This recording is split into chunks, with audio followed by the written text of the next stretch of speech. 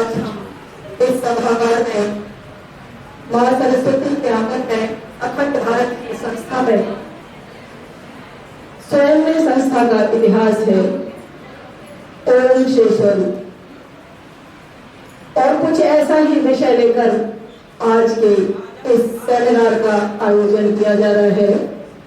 हम सौभाग्यशाली हैं कि हमें आध्यात्मिक विश्वविद्यालय द्वारा ये अवसर दिया गया है हमारी मातृशक्ति के सामने सेमिनार के आयोजन का। इस सेमिनार के आयोजन में मुख्य वक्ता प्रोफेसर टीबी के अमोल भाई जी का मैं संस्था परिवार की ओर से हार्दिक अभिनंदन और स्वागत करती हूँ कि इस संस्था का कण कण ब्रह्म तत्व आपका इस परिसर में स्वागत करता है। मातृशक्ति की संस्था आपके इस उद्बोधन के लिए उत्साहित है और एक नए विचार के साथ सेमिनार के बाद नई शक्ति के साथ इस समाज के अंदर अपनी भूमिका निर्वाह करेंगे।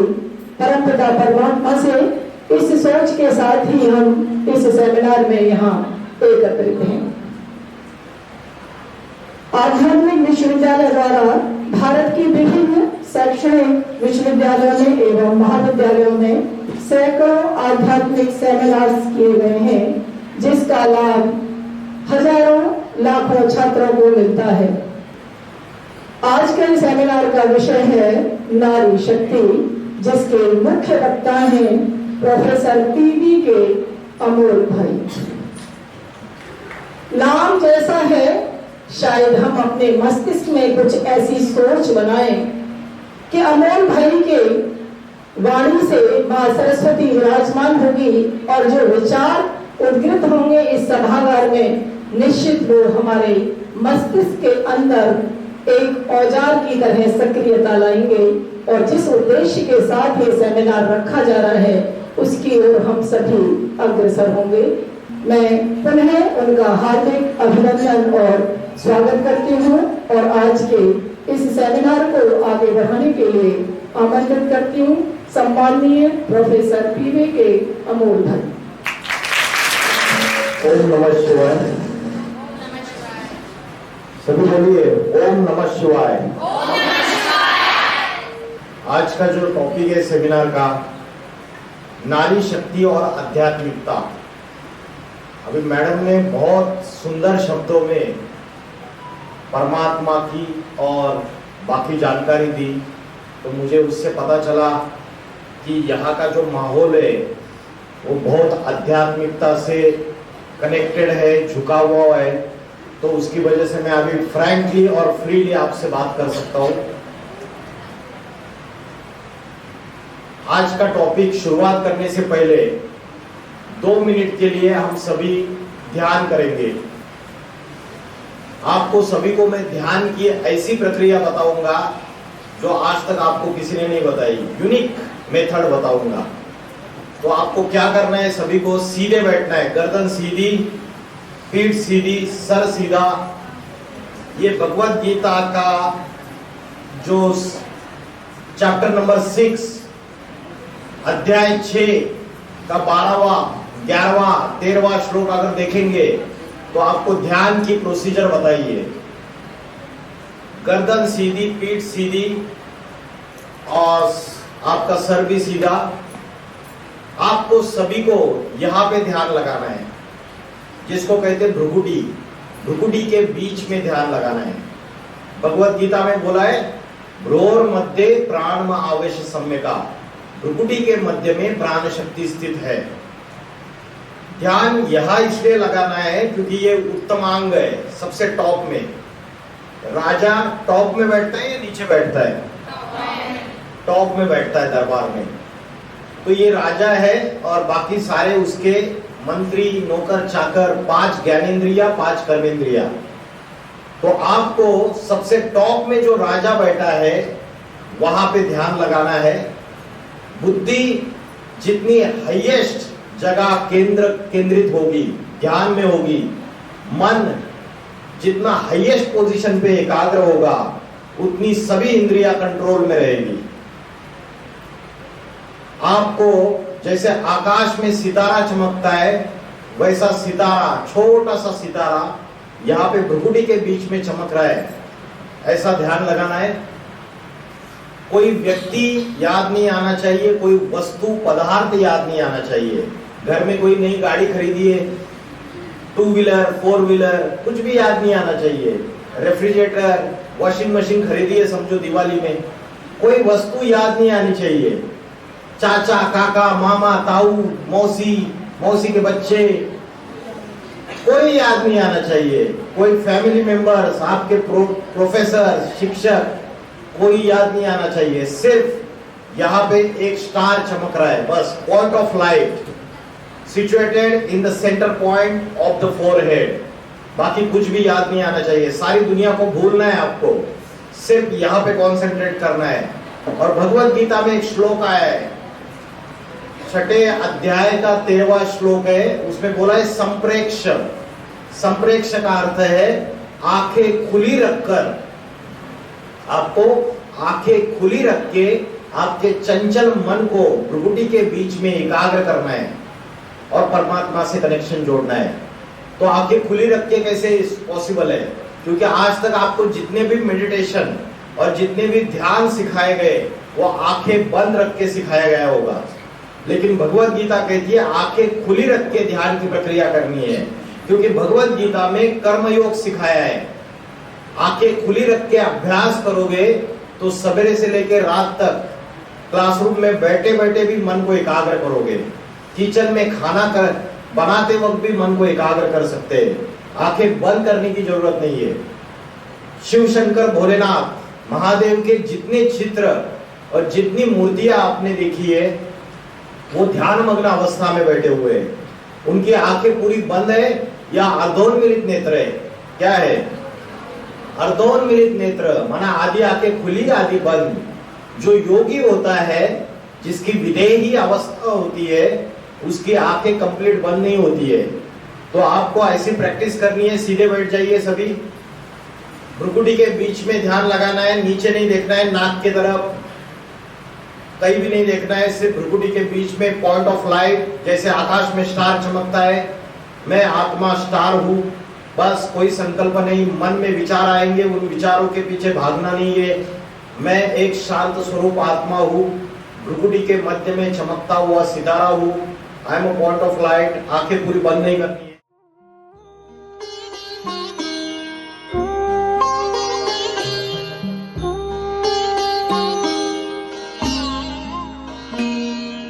ज्योति बिंदु परमात्मा से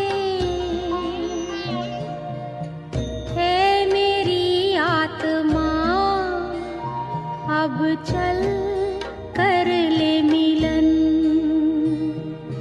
परमानंद का अनुभव कर, ओ परमानंद का अनुभव कर, तू धन्य बना जीवन। ज्योति बिंदु परमात्मा से है मेरी आत्मा, अब चल कर ले मिलन। अब चल कर ले मिलन, अब चल कर ले मिलन।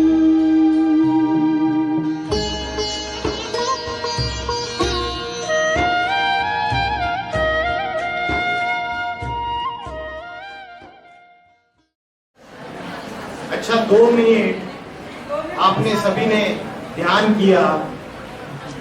जैसे भरतपुर के चौराहे पे वो ट्रैफिक पुलिस वाला खड़ा होता है ना, ट्रैफिक कंट्रोल करने के लिए, वैसे आपके अंदर जो मन के अंदर जो अलग अलग विचार है, उन विचारों का जो ट्रैफिक कंट्रोल है, वो ट्रैफिक कंट्रोल की भी जरूरत होती है।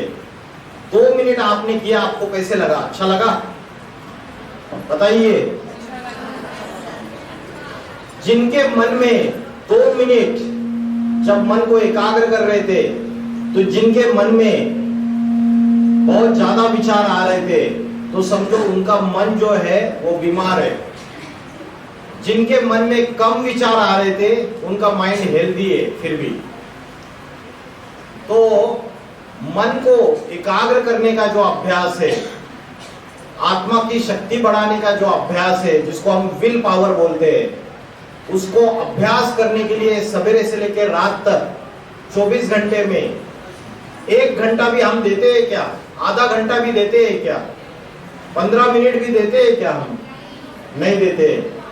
तो आज हमारा जो कंसंट्रेशन है, हमारा कंसंट्रेशन फिजिकल बॉडी के तरफ ज्यादा हो चुका है। जो शरीर है 10 इंद्रियों से बना हुआ, 5 तत्वों से बना हुआ, जल वायु अग्नि पृथ्वी आकाश, जो मिट्टी का पुतला है मिट्टी में मिल जाता है, वो शरीर और शरीर की इंद्रियां और उसकी इच्छाएं, इसमें बुद्धि लगी रहती है। लेकिन शरीर को चलाने वाली जो शक्ति है उसके बारे में आज की तारीख में हमको कोई नॉलेज नहीं है। शरीर को चलाने वाली शक्ति को क्या कहते हैं पता है आपको? शरीर को कौन सी शक्ति चलाती है? कौन सी कंट्रोलिंग पावर है जो बॉडी को चलाती है?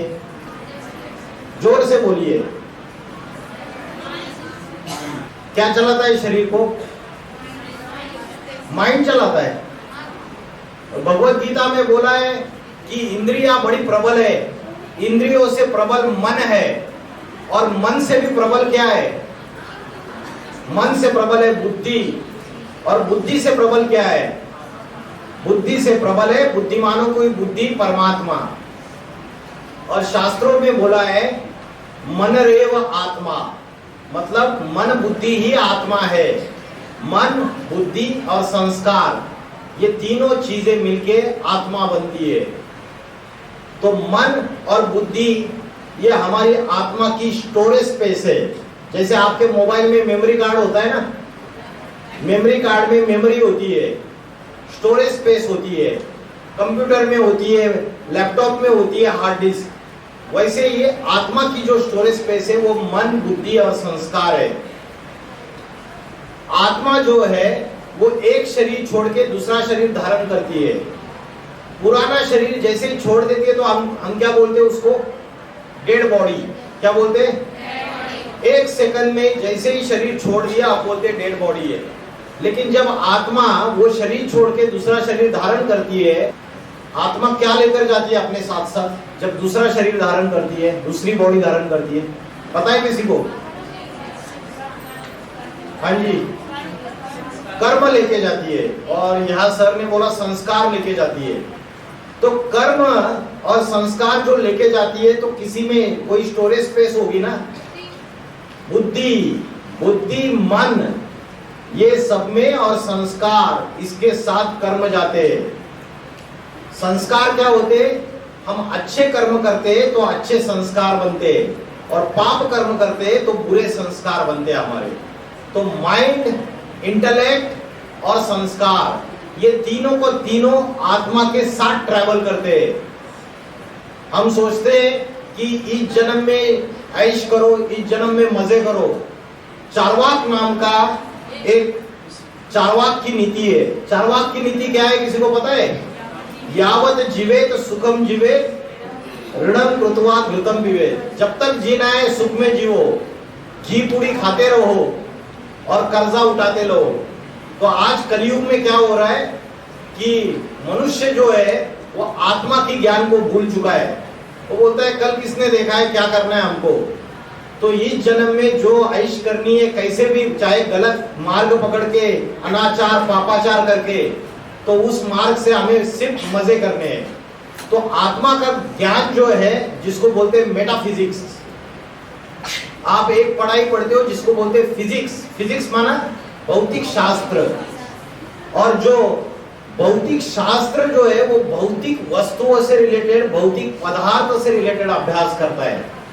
आपका जो शरीर है वो 5 तत्वों से बना हुआ, वो भौतिक है या पराभौतिकी है? शरीर क्या है? एक जैसे मटेरियल होता है, एक पदार्थ है, वैसे शरीर भी 5 तत्वों का बना हुआ मिट्टी का पुतला है, पदार्थ ही है। तो शरीर की नॉलेज तो हमें भौतिक शास्त्र, जीव शास्त्र, अलग अलग शास्त्रों में शरीर, पदार्थ, मटेरियल सबकी नॉलेज मिलती है। लेकिन जो मेटाफिजिक्स है, ये एक ऐसी शाखा है जो आत्मा और परमात्मा की नॉलेज बताती है। और आज हमें वो नॉलेज नहीं है, और जिसकी वजह से आज की जो युवा पीढ़ी है वो टेंशन, डिप्रेशन, स्ट्रेस, चिंता, रात को नींद नहीं आती है, ओवर थिंकिंग, मन में कई सारे विचार चलते रहते हैं, डिस्ट्रैक्शन, यहाँ वहाँ बुद्धि भागती रहती है। होता है ना प्रॉब्लम? होता है या नहीं होता है? आजकल छोटे छोटे बच्चे बोलते हैं, अरे कल स्कूल क्यों नहीं आया था? अरे मेरे को डिप्रेशन चल रही है अभी, ऐसा जवाब देते। अरे कहाँ से डिप्रेशन आ गई? तो ये मन के जो विकार है, जिसको मनोविकार बोलते हैं, साइकोलॉजिकल डिसऑर्डर, साइकोसोमेटिक डिसऑर्डर, इसका मूल कारण है कि हम आध्यात्मिक शक्ति को भूल चुके हैं। अध्यात्म का अर्थ क्या है, किसी को पता है? What is the meaning of अध्यात्म? 2 शब्दों से बना हुआ है, अधि प्लस आत्मा। अधि का अर्थ है अंदर, इनसाइड। आत्मा के अंदर का जो ज्ञान है उसे अध्यात्म कहते हैं।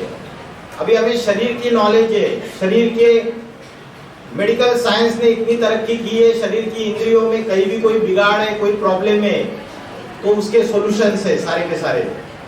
लेकिन मन के जो बीमारी है और मन की जो शक्ति कमजोर होती जा रही है, उसके लिए किस डॉक्टर के पास जाना है हमको पता नहीं है। आज के तारीख में साइकियाट्रिस्ट होते हैं, लेकिन वो साइकियाट्रिस्ट तो क्या नींद की दवाइयां देते हैं, आपको सुला देते हैं और ही बीमार हो जाते हो आप।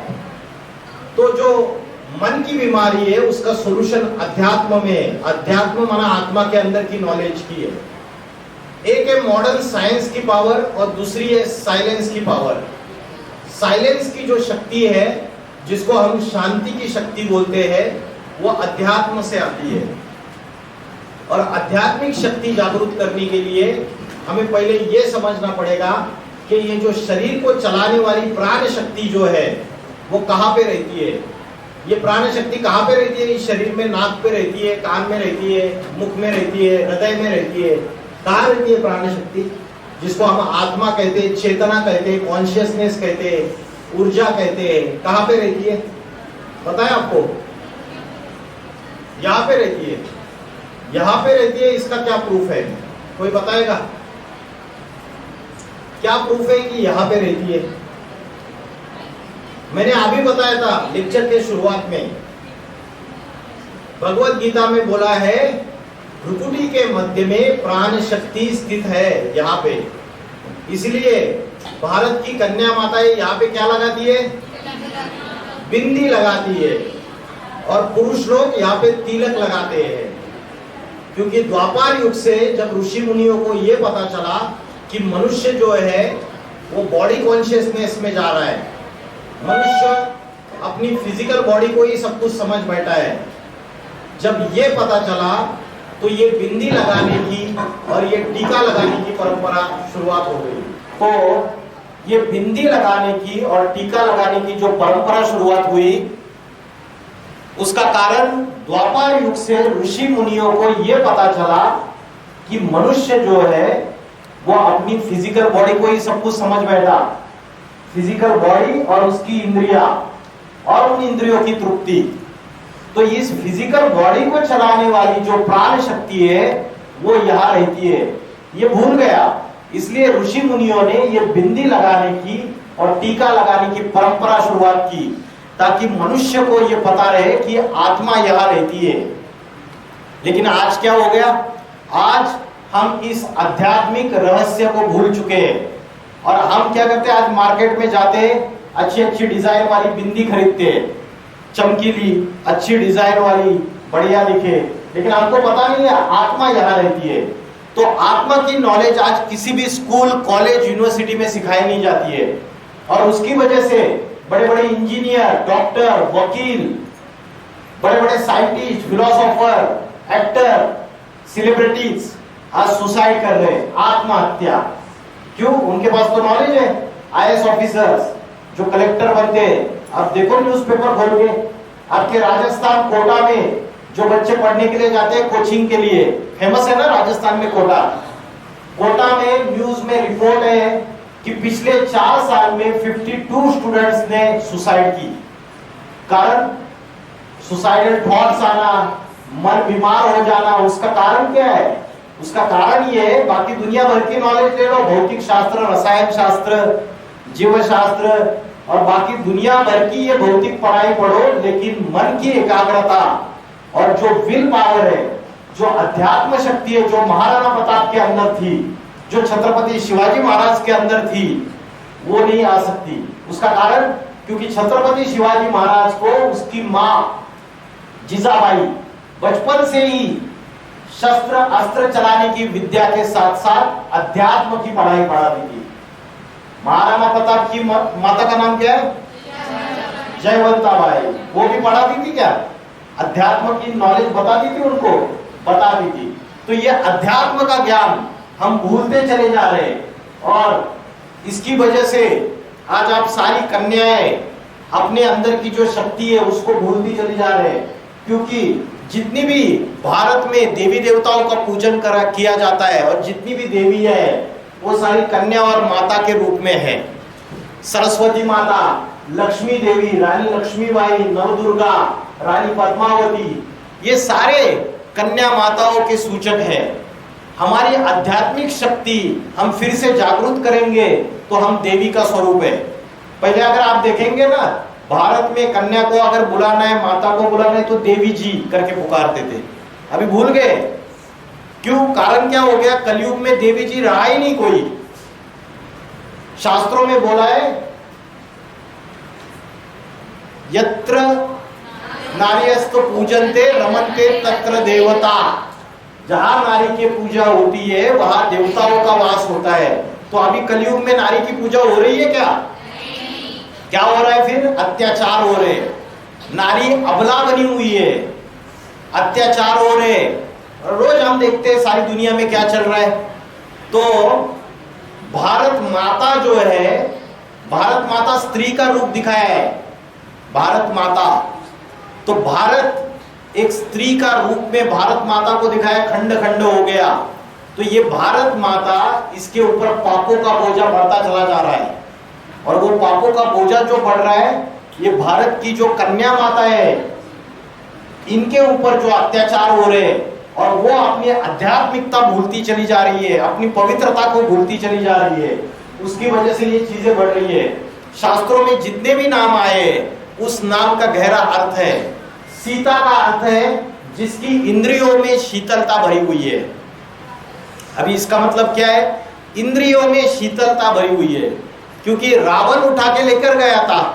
और रावण का अर्थ क्या है, किसी को पता है?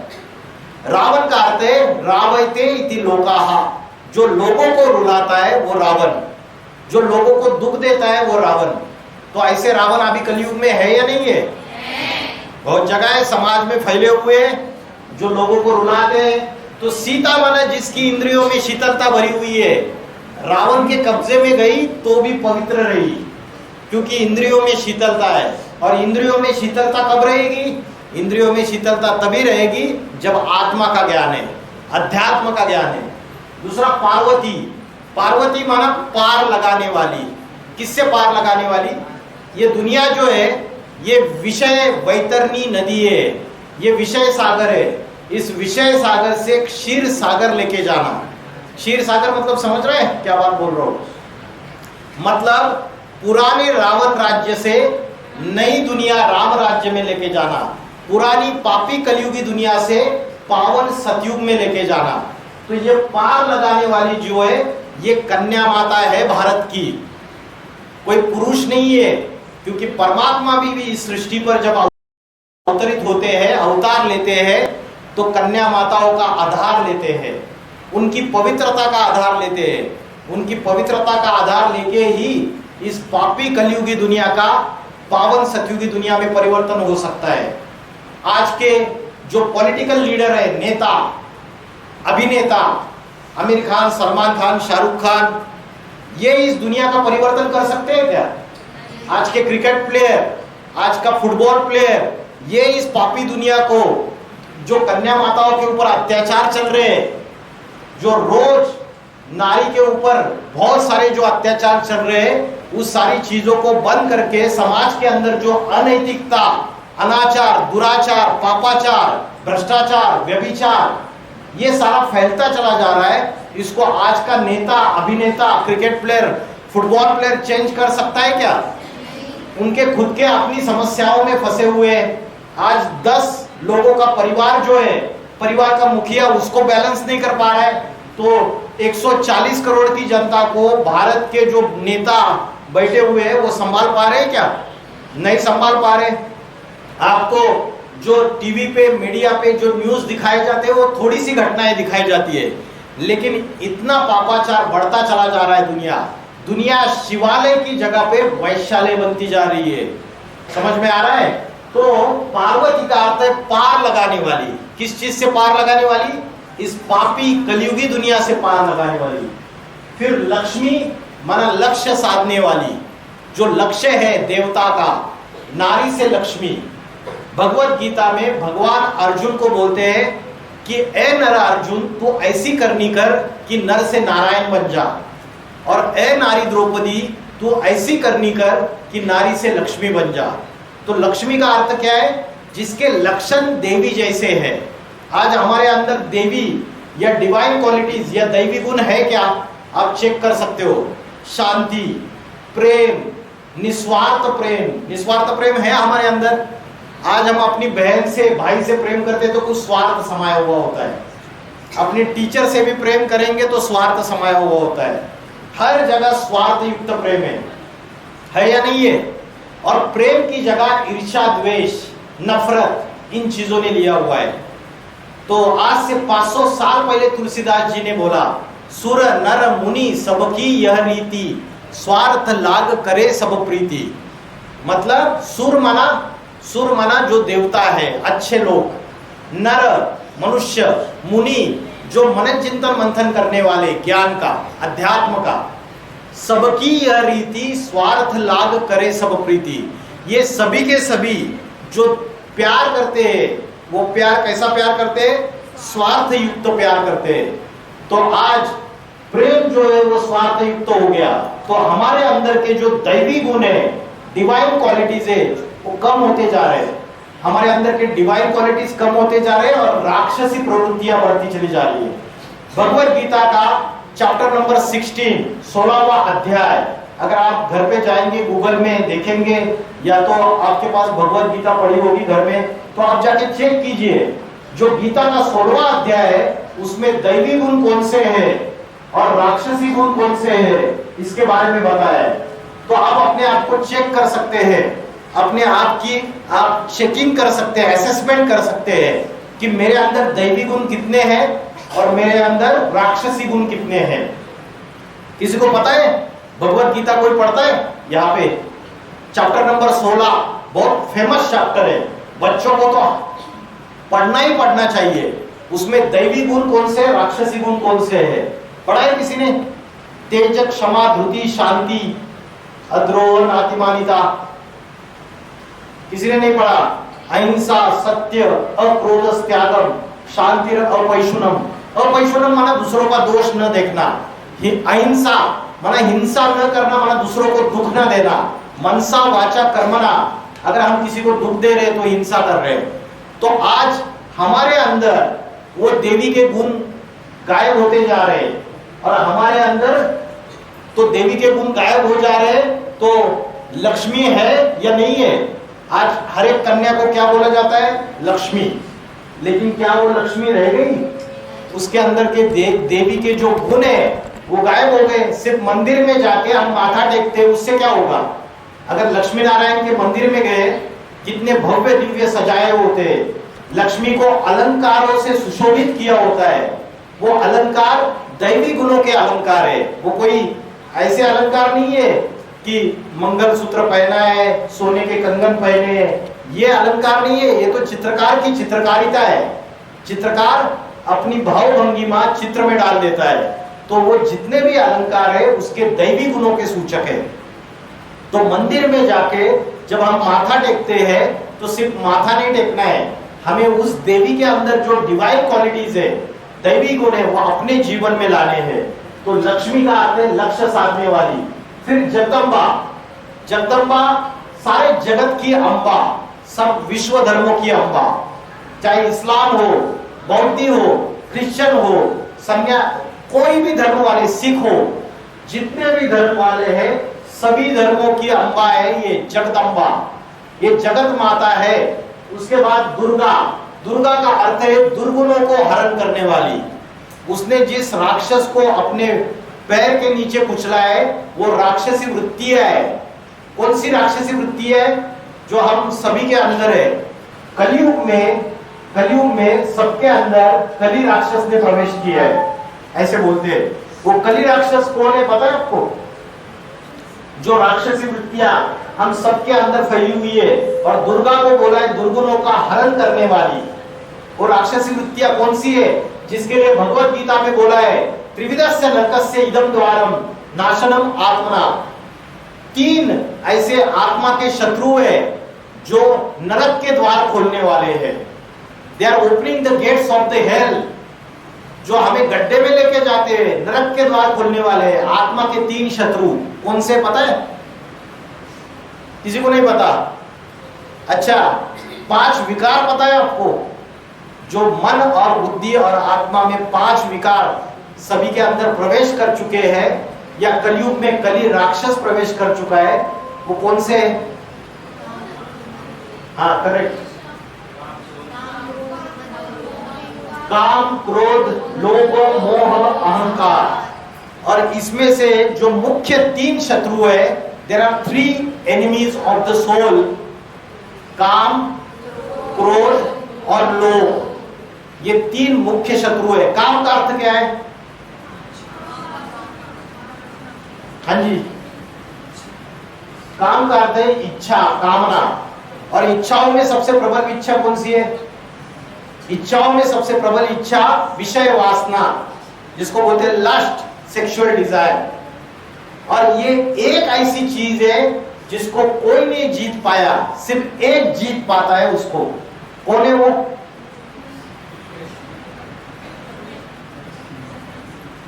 कौन है? 33 करोड़ देवी देवताओं में एक ऐसी देवता दिखाई। Perfect answer, Shiva. कैसे शिव ने जीता है उस चीज को? इसका क्या प्रूफ है शास्त्रों में?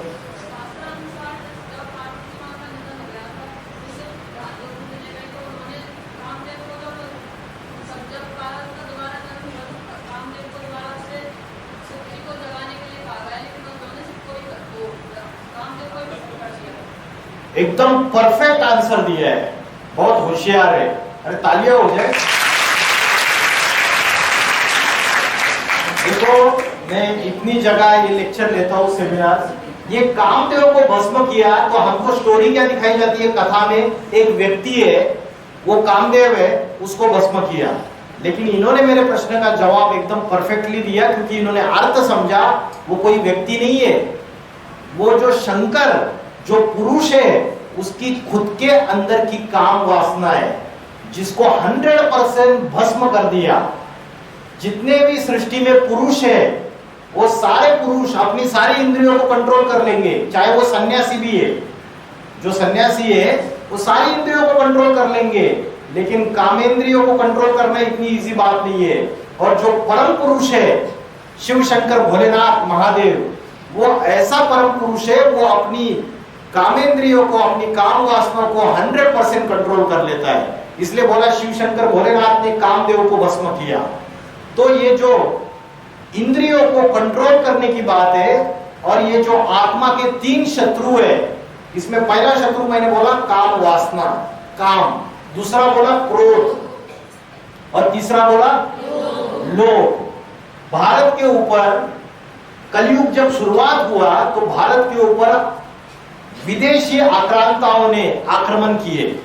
हमारे राजा तो आराम से खा पी रहे थे, बहुत बढ़िया, भारत सोने की चिड़िया थी, बहुत अच्छे से चल रहा था। लेकिन विदेशी आक्रांताओं ने आके हमारी सोना, हमारे हीरे, हमारी जवाहरात, हमारे स्त्रियों की आबरू लूटना चालू कर दिया।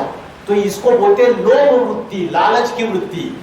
जो लालच की वृत्ति होती है वो ये होती है कि मेरी थाली में जो परोसा है वो तो खाऊंगा ही, दूसरे के थाली में जो परोसा है वो छीन के खाऊंगा। इसको बोलते हैं लालच। काम, क्रोध और लोभ ये आत्मा के 3 शत्रु है, और ये तीनों शत्रु का जो परसेंटेज है वो सब में अलग अलग है।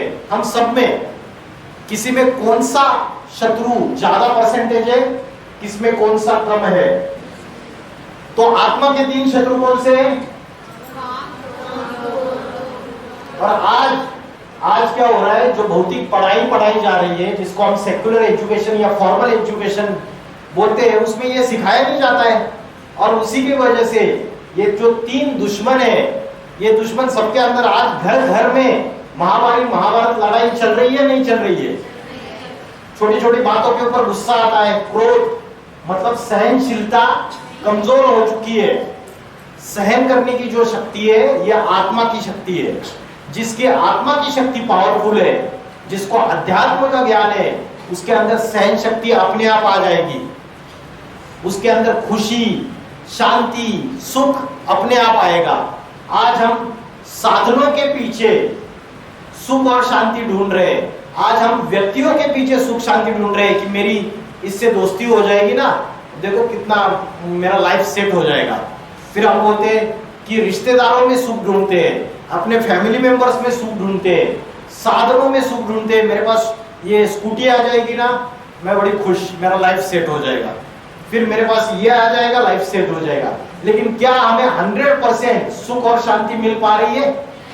ये मोबाइल आए, मॉडर्न साइंस ने क्या लाया? ये मोबाइल लाया, internet, social media, WhatsApp, TikTok, Instagram, Facebook, इन सबसे हमारी बुद्धि एकाग्र हो रही है और मन हमारा पॉजिटिव थिंकिंग कर रहा है या नेगेटिव थिंकिंग कर रहा है? नेगेटिव और वेस्ट थॉट सवेरे से लेकर रात तक ज्यादा चलते हैं या पॉजिटिव सकारात्मक विचार ज्यादा चलते हैं? नेगेटिव विचार ज्यादा चलते हैं। उसका कारण यह है कि ये साइंस के साधनों का हम मिसयूज कर रहे हैं, इसके अधीन होते जा रहे हैं। और आज हमारी बुद्धि को जो भोजन मिलना चाहिए, हमारी आत्मा को जो भोजन मिलना चाहिए, वो मिल नहीं रहा है। आत्मा का भोजन किसी को पता है क्या है? हाँ जी, आपके टीचर्स बता रहे हैं, बताओ। मैडम ने बताया 1-2 भोजन है आत्मा के। शरीर का भोजन तो सबको पता है, लेकिन आत्मा के 2 भोजन है। इसमें एक जवाब मैडम ने दे दिया, ज्ञान। दूसरा क्या है? मेडिटेशन। दोनों जवाब मैडम ने दे दिया, आप लोगों ने नहीं दिए। आपके टीचर्स इतने अच्छे हैं और आप लोगों को सिखाया नहीं क्या फिर? है? टीचर्स अपना ज्ञान अपने पास ही रख रहे हैं, बता नहीं रहे आप लोगों को। तो 2 है, एक है ज्ञान और दूसरा है ध्यान। सिंपल, आत्मा का भोजन। तो ज्ञान कौन सा ज्ञान?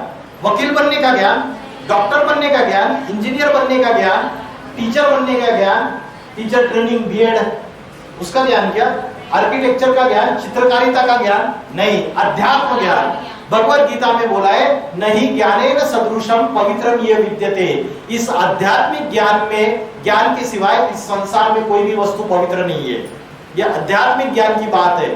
जैसे शरीर के ऊपर मैला जमा होता है तो रोज सवेरे सवेरे क्या करते हैं?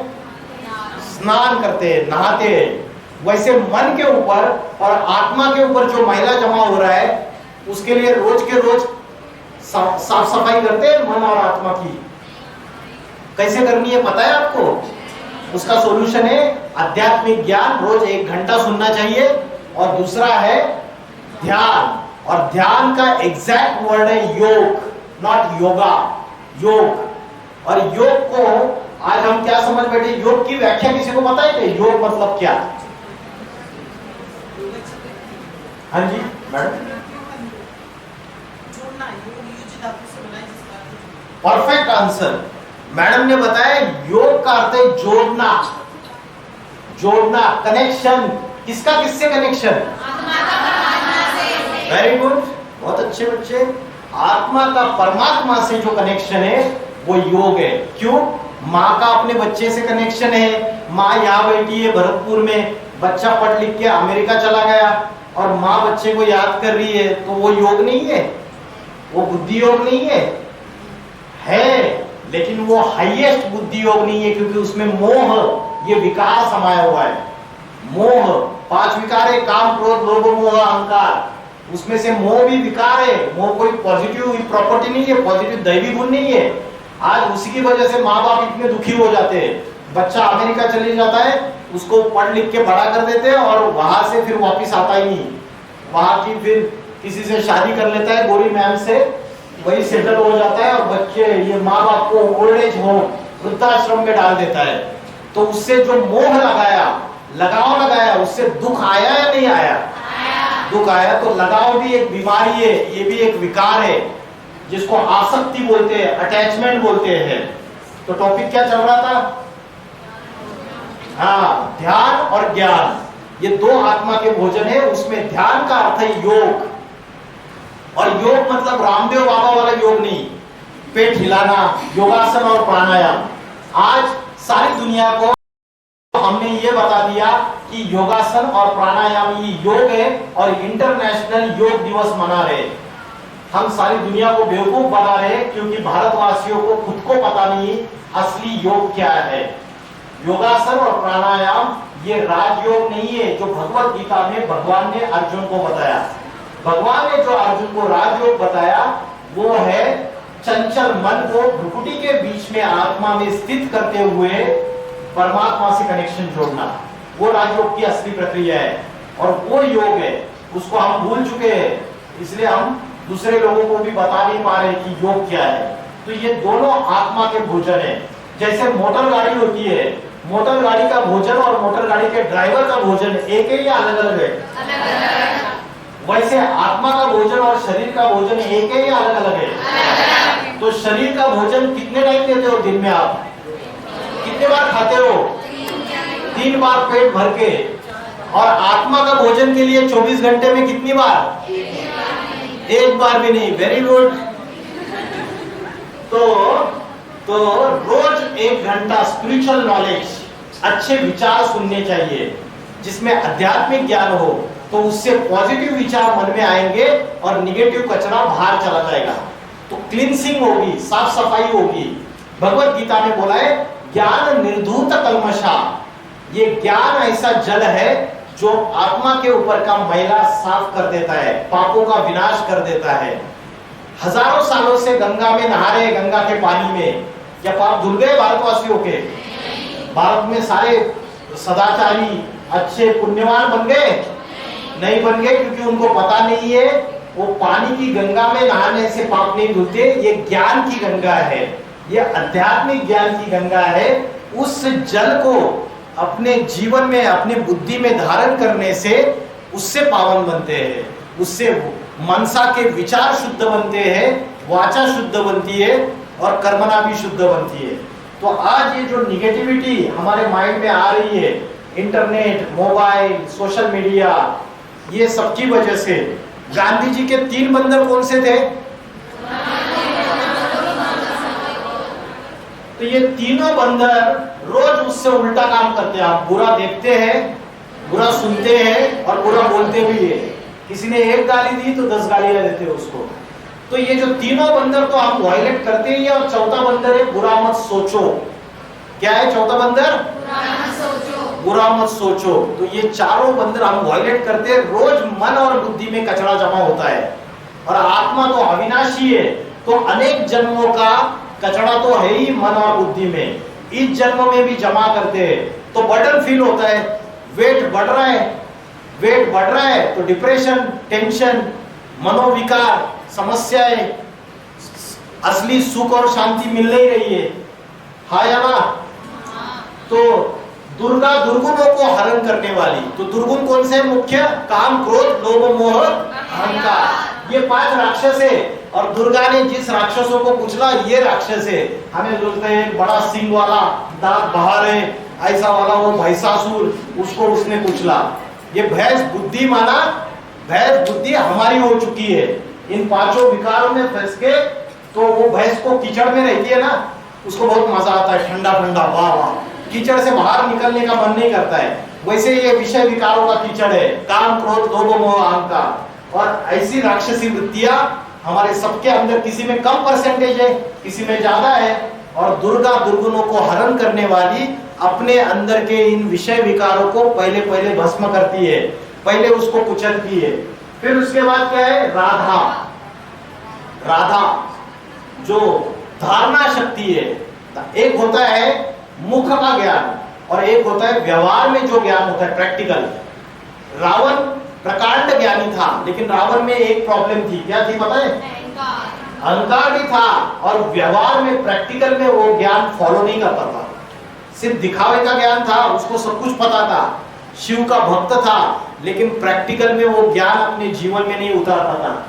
तो जो धारणा शक्ति होती है, जो प्रैक्टिकल जीवन में जो ज्ञान उतारना रहता है, वो कन्या माताओं में ज्यादा रहता है, पुरुषों में इतना नहीं रहता है।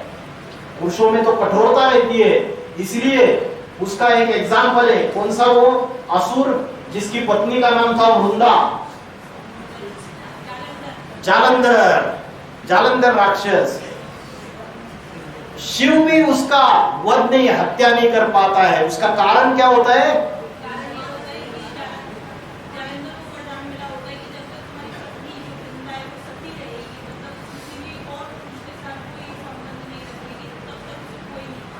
Perfect answer. वृंदा, वृंदा के अंदर की जो सतीत्व है, पवित्रता है, उसकी वजह से वो राक्षसी पति को भी प्रोटेक्ट करती रहती है, उसकी रक्षा करती रहती है।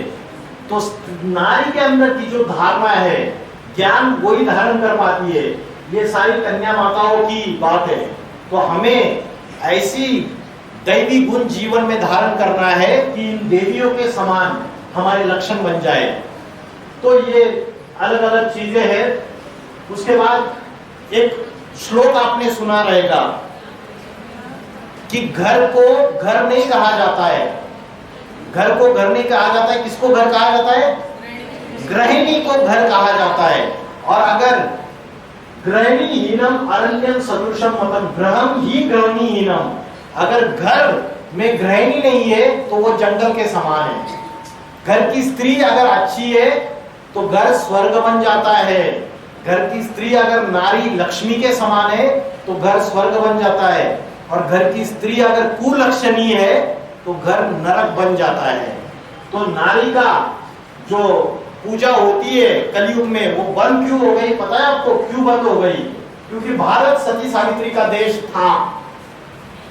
राजा अगर लड़ाई में मारा जाता था तो रानी जलती आग में कूद जाती थी, लेकिन पर पुरुष को अपने तन को हाथ नहीं लगाने देती थी। ये भारत के नारी की पवित्रता थी।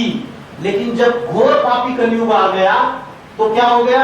ऐसा भगवत गीता में बोला है, जब घोर पापी कलयुग आ गया तो भगवत गीता का पहले अध्याय का 41वां श्लोक, अधर्मा विभवात कृष्णा प्रदुष्यन्ति कुल स्त्रिया, अधर्म के फैलने से कुल की स्त्रियां प्रदूषित हो जाती है। और कुल की स्त्रियां प्रदूषित होने से जो संतानें पैदा होती है वो वर्ण संकर संतानें पैदा होती है। मतलब आज जो बच्चे पैदा हो रहे हैं वो दुग्धाई बच्चे पैदा हो रहे हैं या सुख देने वाले बच्चे पैदा हो रहे हैं? ऐसे शैतान होते हैं ना, माँ बाप का सब कुछ वो जब वो परेशान हो जाते हैं माँ बाप भी, ऐसे ऐसे बच्चे। और माँ का जब बच्चा जन्म ले रहा है तो वो कौन सा ऑपरेशन होता है? सिजेरियन ऑपरेशन, पूरा पेट फाड़ के, इतनी दुख, इतनी यातनाएं, इतनी वेदनाएं। तो इसका कारण क्या हो रहा है कि कलयुग में जब पापाचार बढ़ जाता है, अधर्म फैल जाता है, तो कुल की स्त्रियां प्रदूषित हो जाती है। पहले ऐसा नहीं था। आज क्या हो गया कि अनेक दूसरी धर्म की धारणाएं, व्यभिचार, ये पनपता चला गया। आप बताइए, भारत में आज से 50-60 साल पहले डाइवोर्स होता था क्या? सुना है आपने? अभी हो रहा है? अभी तो 10 दिन में ससुराल से वापस आ जाती है मायके, और कोर्ट में केस चला जाता है, क्योंकि सहन शक्ति कमजोर हो गई, परिवार को थाम के रखने की शक्ति कमजोर हो गई।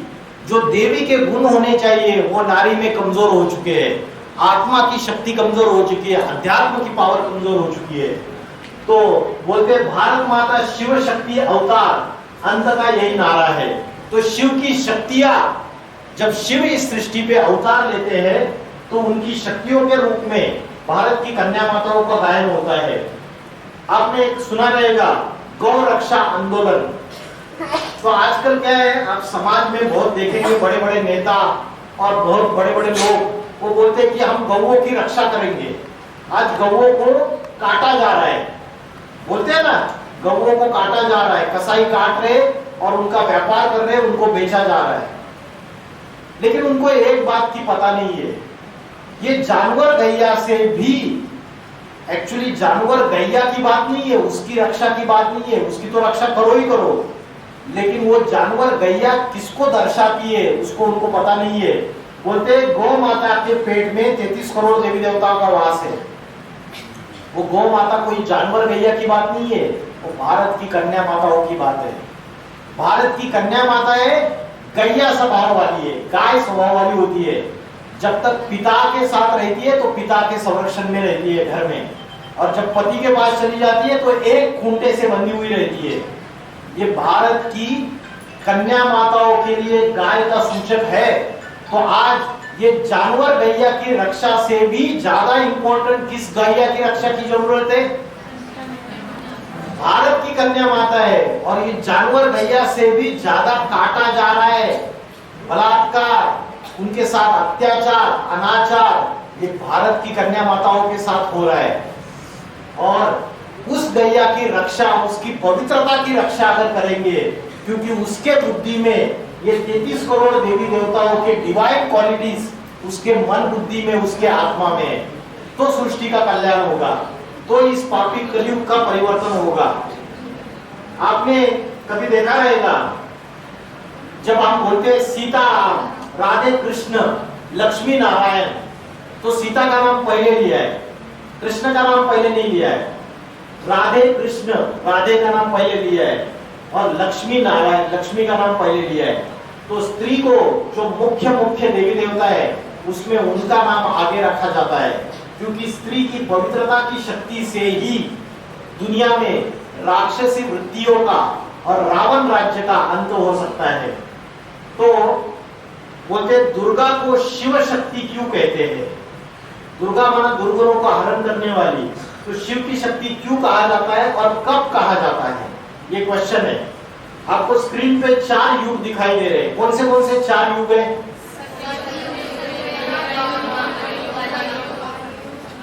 अभी कौन सा युग चल रहा है?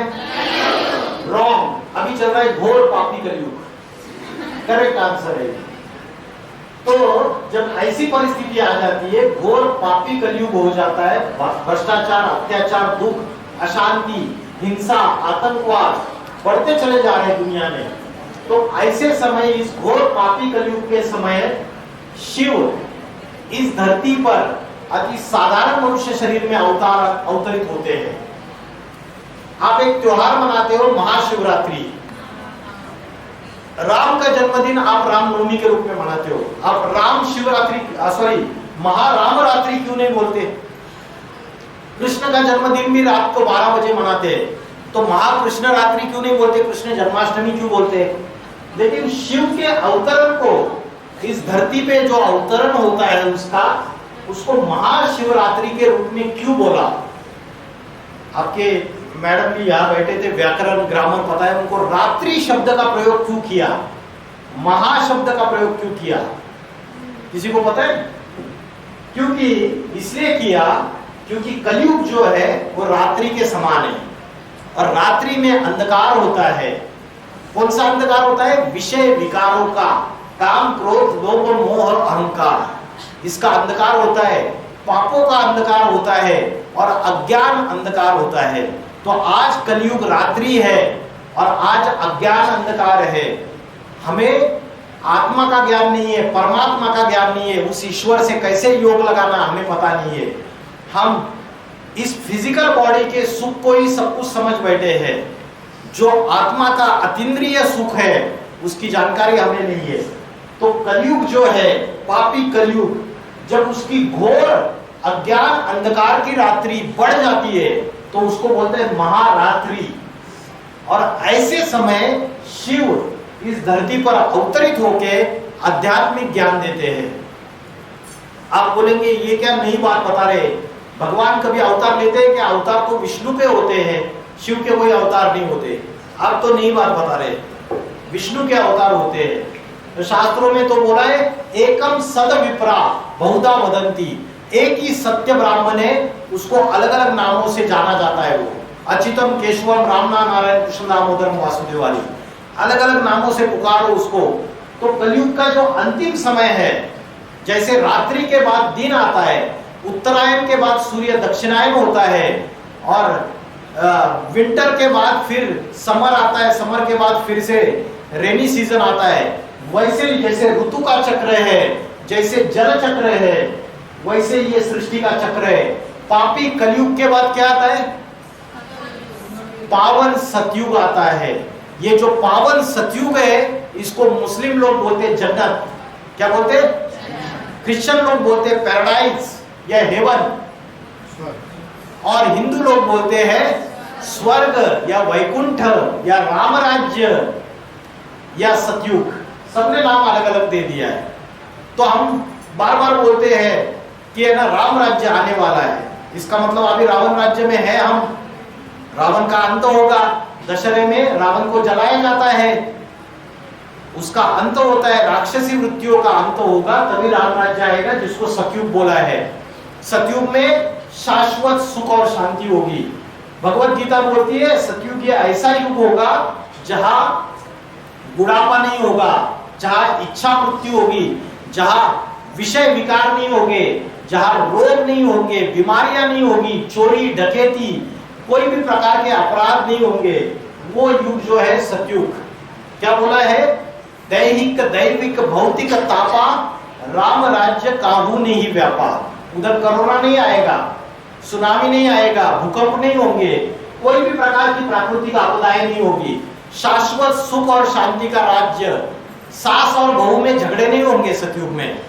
ननद और वो जो भाभी, इन दोनों में भी झगड़े नहीं होंगे। सारा सुख शांति का, अनेक रिश्ते ही नहीं होंगे। अभी जितने कलयुग में ढेर सारे रिश्ते, वहां तो माता पिता और बच्चे, इतना लिमिटेड रिश्ते होंगे। तो सतयुग ये जो है, ये कलयुग का जब अंतिम समय आता है तो शिव स्वयं इस धरती पर अवतार लेते हैं। अभी परमात्मा जो ऊपर वाला है, उसको नीचे आने की जरूरत है या नहीं है? बताइए। समय आज